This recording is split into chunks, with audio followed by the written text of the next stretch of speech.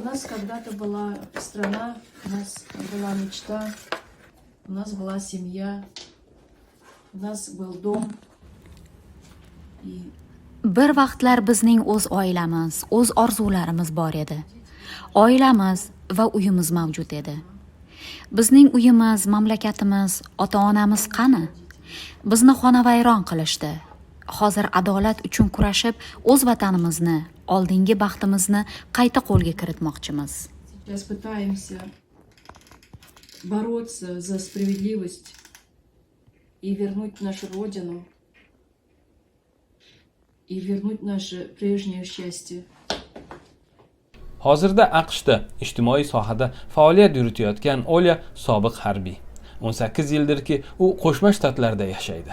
18 yil Turkmaniston armiyasida xizmat qilgan Olya o'z hayotidagi birinchi norozilik namoyishiga tayyorgarlik ko'rmoqda. И мы, конечно же, добьемся. Biz albatta o'z maqsadimizga erishamiz. Olya va uning tarafdorlarining orzusi Turkmanistonda diktatorlik rejimidan qutulish. Ularga ko'ra 2007-yildan buyon Gurbanguli Berdimuhamedov tomonidan boshqariladigan mamlakat ahli ayniqsa so'nggi 2-3 yil ichida qattiq zulm ostida qolib ketgan. Мы просим все Jahon hamjamiyati barcha mamlakatlar hukumatlariga qarata murojaat qilar ekanmiz, bizga quloq tutishlarini va turkman xalqiga prezident Berdimuhamedov va uning jinoiy klanining zulmini tergov qilishga yordam berishlarini so'raymiz. Biz Berdimuhamedov iste'foga chiqishini va xalqaro kuzatuvchilar ishtirokida haqiqiy hamda shaffof saylovlar o'tkazilishini talab qilamiz. Сегодня мы проводим митинг, протест, акцию против диктаторского режима. Bugun biz Berdimuhamedovning diktatorlik rejimiga qarshi namoyishga chiqqanmiz. U noqonuniy ravishda saroy to'ntarishi orqali xalqning roziligisiz hokimiyat tepasiga kelgan edi. Hozirda uning o'zi, klani va oilasining barcha a'zolari respublikaning so'nggi tiyinigacha so'rib olyapti. Республику до копейки. bütün Türkmen milleti olup prezidentin eceti Olya va uning 20 ga yaqin yurtdoshlari yu do'stlari bu kabi talablarni Birlashgan Millatlar Tashkilotining Nyu-Yorkdagi bosh qarorgohi ro'parasida bayon etishmoqda. bağla çağatını taşlap daşarı yurtlarda talavançılık ediyor. Почему мы собрались сегодня перед зданием? Bugun biz nega BMT binosi oldida yig'ildik? Gap shundaki, bu yerda bizning vakilimiz Aksaltan Atayeva ham faoliyat ko'rsatadi va u bizning xalqimiz tomonidan BMTga yuboriladigan barcha shikoyatlarni mamlakat maxsus xizmatlariga uzatib kelgan. Oqibatda ana shu shikoyatchilar qamoqxonalardan yo'qolib ketishgan. Ularning birortasini biz tirik qolganini ko'rmadik. Yevropada xavfsizlik va hamkorlik tashkiloti ma'lumotlariga ko'ra, mamlakatda 120 dan oshiq siyosiy tutqun mavjud. Ularning ahvoli borasida esa hech qanday ma'lumot yo'q. Buni qarang. Hatto Amerika kanallari uni mazax qilishgacha borishyapti. Uning ustidan butun dunyo kulmoqda. Это ведущий американский журналист. Turkmaniston SSR qulashi ortidan mustaqillikni qo'lga kiritgandan keyin muttasil, o'zgarmas prezidentlar iskanjasida qolayotgan kam sonli respublikalardan sanaladi. Berdimuhamedov avvalgi davlat rahbari Saparmurod Niyazov o'limidan so'ng amalga o'tirgach, qayta saylanib kelinayotgan ikkinchi prezident. Turkmaniston Markaziy Osiyo mintaqasidagi tabiiy resurslarga boy mamlakat. Biroq ana shu boylikdan xalq bahramand emasligidan namoyishchilar norozi. Туркмения является одной из самых богатых Tasavvur qiling. Turkmaniston jahonda sobiq Sovet mamlakatlari orasida eng boy davlatlardan biri hisoblanadi.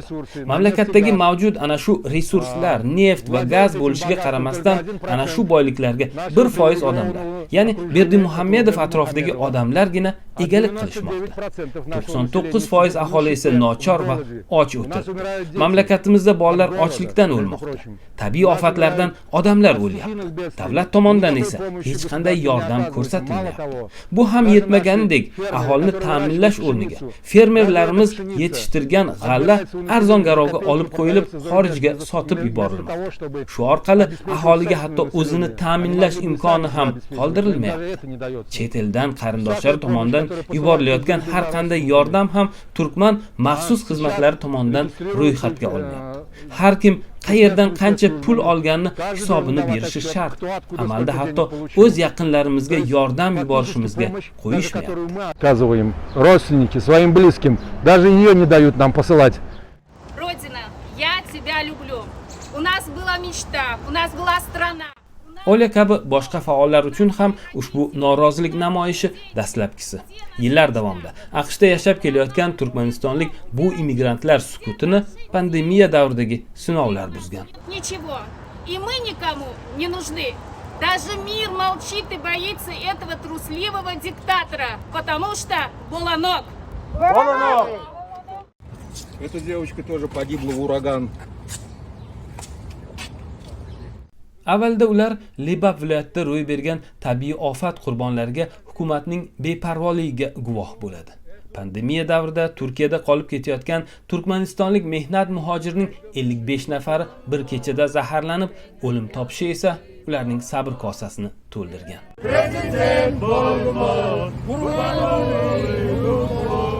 BMT oldida turkmanistonlik namoyishchilar o'z g'azablarini turli yo'llar bilan bayon qilishdi.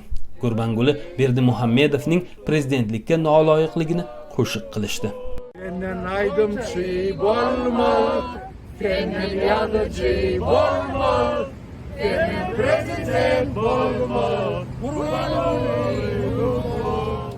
Uning onasini noqobil farzand tarbiyalaganlikda ayblashdi.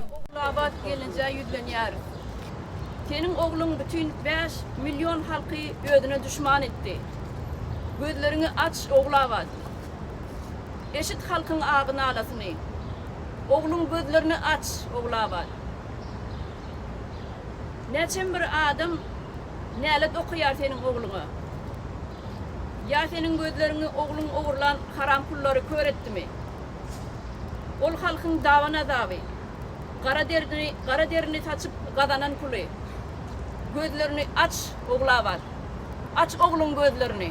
Aç öz gözlerini oğlavat. 10-летних детей идти после школы Детский рабский труд вот на Плавковых полях. принудительно заставляется.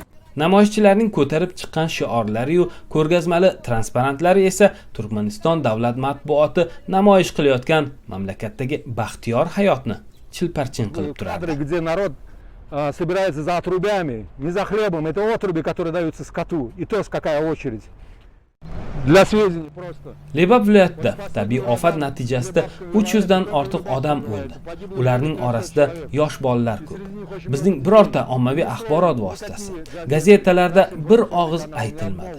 Bizning prezidentning qilayotgan ishi velosipedda yurish, o'z velosipediga haykal o'rnatish. Qo'shimchasiga nabirasi bilan gitara chalib qo'shiq yozmoqda. O'zi bilan o'zi ovora. U prezident emas, u masxaraboz. Biz ushbu rejim qulashini istaymiz. Xalq shaffof referendum va saylov o'tkazilishini talab qiladi. Saylovlar aynan xalqaro kuzatuvchilar nazorati ostida o'tkazilishi kerak.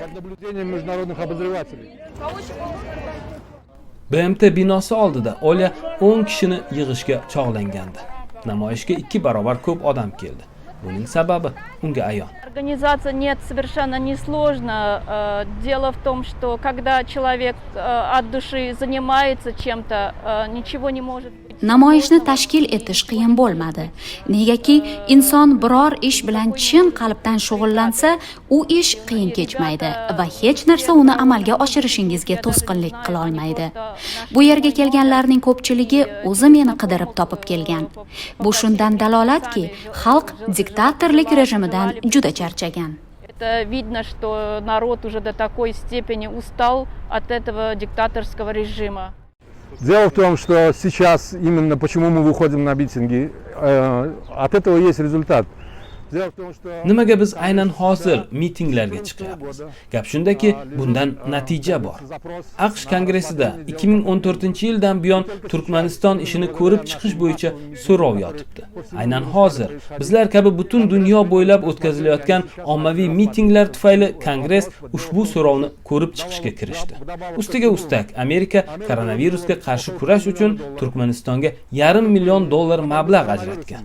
Ammo negadir Turkmaniston hukumatı bu pullar ajratilganini oshkor etishni istamadi.